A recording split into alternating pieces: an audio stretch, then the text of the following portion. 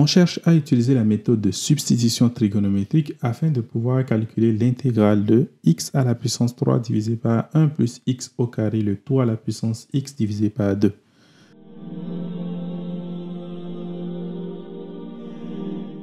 Dans ce genre de situation, ce que je vais chercher à trouver, c'est une forme qui ressemble à a au carré plus x au carré.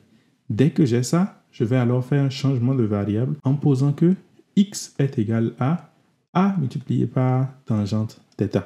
Donc dans notre cas, notre a est égal à 1.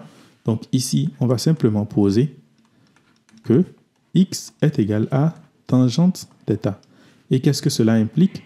Ça implique que dx est égal à sécante au carré de θ dθ, ou si vous voulez aussi 1 plus tangente au carré de θ, le tout dθ. Ensuite, qu'est-ce que je vais faire? Je vais remplacer dedans. Mais la raison pour laquelle on a fait nos changements de variables, c'est justement parce que lorsque je fais ce changement de variable qui est là, en faisant a au carré plus x au carré, j'obtiens a au carré plus a au carré multiplié par tangente au carré de θ, c'est-à-dire a au carré facteur de 1 plus tangente au carré de θ. Et puisque 1 plus tangente au carré de θ est égal à sécante au carré de θ, alors j'ai a au carré multiplié par sécante au carré de θ, ou encore a multiplié par sécante de θ, le tout au carré. Donc j'utilise tout ça maintenant et je remplace dans mon intégrale. Si je l'appelle i, j'aurai alors i qui serait égal à quoi? L'intégrale de x à la puissance 3, c'est-à-dire tangente de θ à la puissance 3, divisé par quoi? Divisé par 1 plus x au carré, x étant égal à tangente au carré, c'est-à-dire 1 plus tangente θ au carré, ce qui est égal à, d'après ce que nous avons vu à côté ici, a sécante de θ, le tout au carré. Ensuite, je dois élever tout ça à la puissance 5 divisé par 2, puisque c'est ce que j'avais.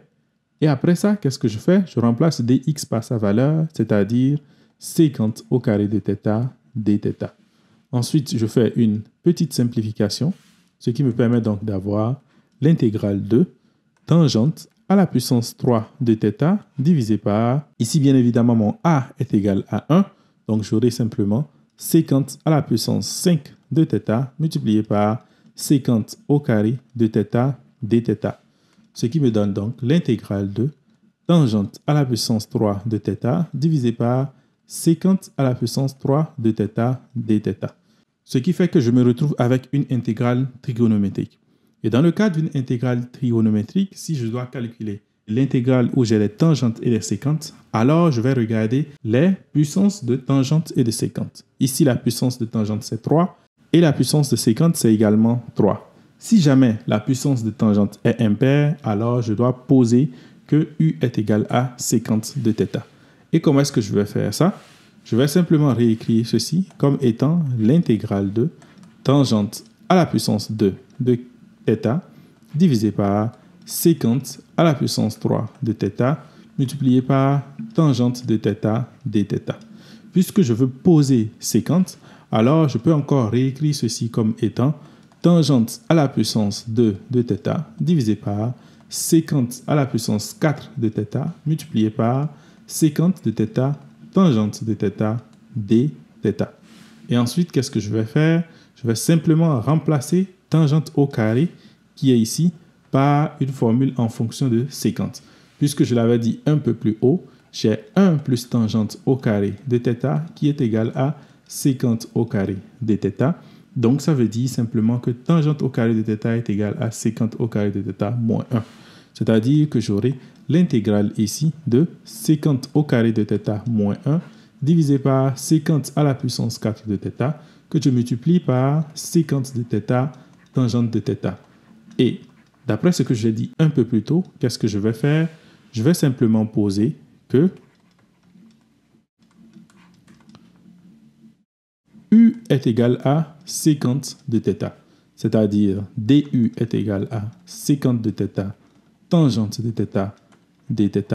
Je vous invite bien évidemment à connaître la dérivée de sécante et de tangente puisque ça aide beaucoup dans le calcul des intégrales trigonométriques. Donc ici, par exemple, je peux remarquer directement que Cette partie qui est là, c'est égal à du. Ensuite, ce qui est ici, c'est égal à u au carré. Et ce qui est ici, c'est égal à u à la puissance 4. Ce qui veut dire que mon intégrale que je cherchais à calculer, le i, est simplement égal à l'intégrale de u au carré moins 1 divisé par u à la puissance 4 du. Que je peux encore réécrire comme l'intégrale de u au carré divisé par u à la puissance 4 moins 1 divisé par u à la puissance 4, le tout du. Ou encore simplement l'intégrale de u à la puissance moins 2 moins u à la puissance moins 4 du. Ceci, je sais exactement comment intégrer ça, puisque je peux utiliser simplement l'intégration des polynômes. Donc ici, c'est égal à quoi? C'est égal à 1 divisé par 1 moins 2, u à la puissance 1 moins 2, moins 1 divisé par 1 moins 4, u à la puissance 1 moins 4, plus une constante bien évidemment, c'est-à-dire moins 1 divisé par u, plus 1 tiers de u à la puissance 3. Et u, c'est égal à quoi? U, c'est égal à sécante de θ. Donc, ça veut dire que mon i est égal à quoi? C'est égal à moins 1 divisé par sécante de θ plus 1 divisé par 3 sécante à la puissance 3 de θ, plus une constante. Et après ça, ce que je cherche, c'est bien sûr une valeur en fonction de x et non en fonction de θ. Rappelez-vous que j'avais fait un changement de variable. J'avais posé que x était égal à quoi? C'était égal à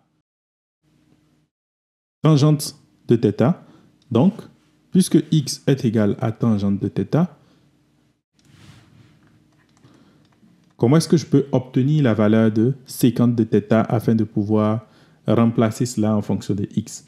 Bien sûr, je peux dire que θ est égal à arc tangente de x et remplacer, seulement que la formule que j'aurai sera une formule immonde. L'idée ici alors, c'est de trouver une méthode afin de pouvoir réécrire ça de façon plus élégante. On va utiliser la technique du triangle rectangle. Donc l'idée, c'est simplement de faire un triangle rectangle avec l'angle θ qui se retrouve là. Puisque je sais que tangente de θ est égal à côté opposé divisé par côté adjacent, alors ceci revient simplement à dire que le côté opposé ici c'est x et que le côté adjacent ici c'est 1. Ce qui veut dire que l'hypoténuse sera 1 plus x au carré. Ensuite, je cherche c'est quoi la valeur de sécante. Sécante de θ c'est égal à 1 divisé par cosinus, c'est-à-dire hypoténuse divisé par le côté adjacent.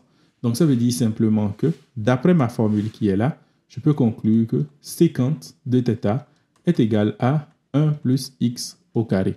Ensuite, je vais remplacer ça simplement dans mon intégrale. Ça va me donner simplement que i est égal à moins 1 divisé par 1 plus x au carré plus 1 divisé par 3 facteurs de 1 plus x au carré, le tout à la puissance 3 plus une constante. Et c'est bien sûr le résultat qu'on cherchait.